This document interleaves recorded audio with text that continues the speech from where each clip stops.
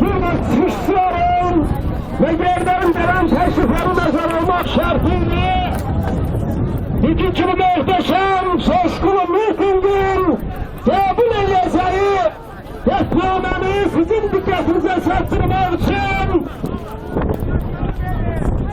Azadlık Harekatı'nda öz sözü olan Tevfik Yakuplu'nun varisi olan Nergiz Yakuplu'ya detnameni okumak için söz vererek. Eşk olsun herkese, eşk olsun. İctimai Palatanın 8 April 2012 yıl tarixli mitinginin qəsnaməsi. Miting təşkil edilmiş və təklifləri ayrı-ayrı təşkilatların və vətəndaşların səy və tövsiyələrini əsas tutaraq qərar alır. 1. Azərbaycan iqtidarından bütün siyasi və vicdan məhbuslarının dərhal və qeyd şərtsiz azad edilməsi, Quba hadisələrinə, hicab məsələsinə görə repressiyaların dayandırılması tələb edilsin.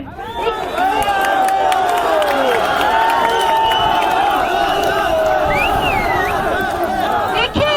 Ölkədə söz və ifadə sərbəst toplaşma azadlığının təmin edilməsi, köklü demokratik islahatların həyata keçirilməsi, o cümlədən 2012-ci ildə yeni, azad, ədalətli parlament seçkilərinin keçirilməsi zəruri sayılsın.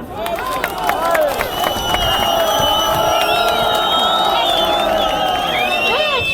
Pensiyaların, müəllimlərin, tələbələrin, həkimlərin əmək haqqı və təqaüdlərin 2 dəfə artırılması, hakimlərin nefret pullarından vətəndaşlara birbaşa pay ayrılması təmin edilsin, təhsil haqlarının aşağı salınması və dövlət təhsil müəssisələrində tədric ləğv edilməsi həyata keçirilsin. 4. Korrupsiyaya və rüşvətxorluğa qarşı real mübarizə aparılması, dövlətdən və xalqdan oğurlanmış sərvətlərin qaytarılması istiqamətində tədbirlər görülsün, cinayətkar monopolizmə və bahalığa son qoyulsun.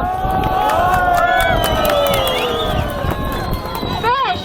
Vətəndaşların mülkiyyət hüquqlarının qorunması, indiyə qədər tapdanmış mülkiyyətçilərə ədalətli kompensasiya ödənilməsi, əmanətlərin birə-bir qaytarılması, Kürt aşqınlarla zərər çəkmiş şəxslərə ədalətli ödəniş verilməsi təmin edilsin.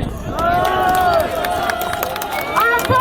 Demokratik qüvvələr, siyasi müxalifət və ziyalılar mövcud avtoritar rejimə qarşı mübarizədə birləşməsinə nail olsun. 7. Qarabağın azad edilməsi uğrunda ümumilli platforma işlənib, hazırlansın və ərazi bütövlüyümüz təmin edilsin. Və soldan göstərilən tələblərlə kütləvi aksiya apreli 22-sində keçirilsin.